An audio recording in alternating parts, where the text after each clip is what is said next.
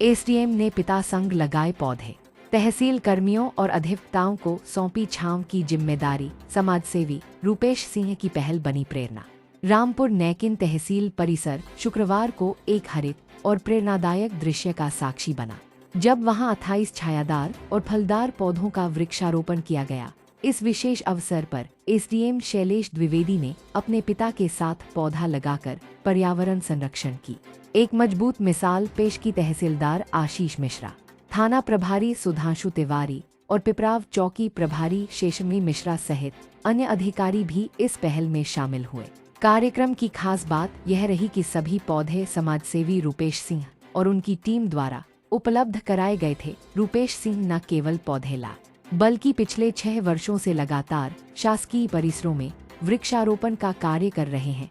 उनका हर साल 90 पौधे लगाने का संकल्प है और अब तक वे 540 पौधे लगा चुके हैं। रूपेश सिंह ने बताया कि शासकीय कार्यालयों में आने वाले लोगों को धूप में इंतजार करना पड़ता है, जिससे उन्हें काफी असुविधा होती है। इसी समस्या को देखते हुए उन्होंने यह संकल्प लिया कि वे ऐसे स्थानों पर अधिक से अधिक छायादार वृक्ष लगाएंगे ताकि लोगों को राहत मिल सके।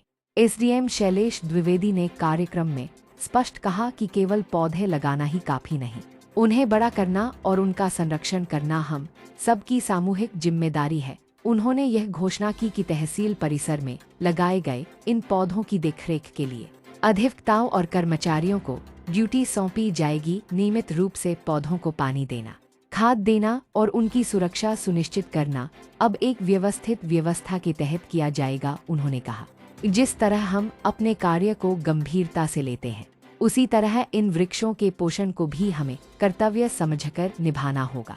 रूपेश सिंह की इस सामाजिक पहल को देखकर तहसील के अधिकारी भी भावुक हुए और सभी ने पौधों की जिम्मेदारी को स्वेच्छा से निभाने का वादा किया। इस मौके पर मौजूद लोगों ने भी संकल्प लिया कि वे इस हरियाली अभियान को न केवल कार्यालय तक सीमित रखेंगे, बल्कि अपने निजी जीवन में भी प्रकृति के प्रति जागरूकता और समर्पण दिखाएंगे।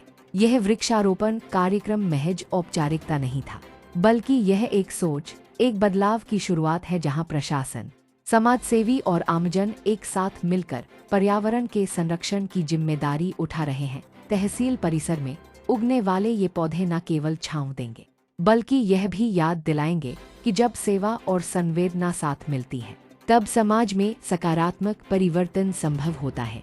छांव के नीचे पनपेगी सेवा की भावना और हर पौधा बनेगा परिवर्तन की पहचान। आज कार्यक्रम हुआ है, आपने वृक्ष लगाए हैं सर, कैसा था कार्यक्रम और कितने वृक्ष लगाए गए सर? आज तहसील परिसर रामपुर नैकिन में एक वृक्ष माँ के नाम अभियान के अंतर्गत ये रूपेश जी और उनकी जो संस्था है उसके सौजन्य से तहसील परिसर में वृक्षारोपण का कार्यक्रम किया गया है और 50 से अधिक की संख्या में वृक्षारोपण किया गया और तहसील कैंपस में आशा करते हैं कि इससे हरा भरा और प्राकृतिक वातावरण और अच्छा बनेगा। इसमें मैं विशेष धन्यवाद देना चाहूँगा रूपेश जी को। उनकी संस्था लगातार इस तरह के सामाजिक कार्यों में लगी रहती है। ठंड के समय में वो कंबल वितरण और ये इस सीजन में वृक्षारोपण के कार्य अनेक जगहों पे करते हैं, जिसमें हम लोगों को भी पुण्य का भागीदार बनाते हैं। तो इससे बड़ा अच्छा महसूस होता है। सर, तो वृक्ष लगाना तो ठीक है, लेकिन इसके संरक्षण की दिशा में सर क्या असर रहेगा? संरक्षण भी ज़्यादा महत्वपूर्ण है, क्योंकि ऐसा देखा गया कई बार वृक्ष लगा दिए, वृक्षारोपण हुए, फिर उनका संरक्षण नहीं किया गया।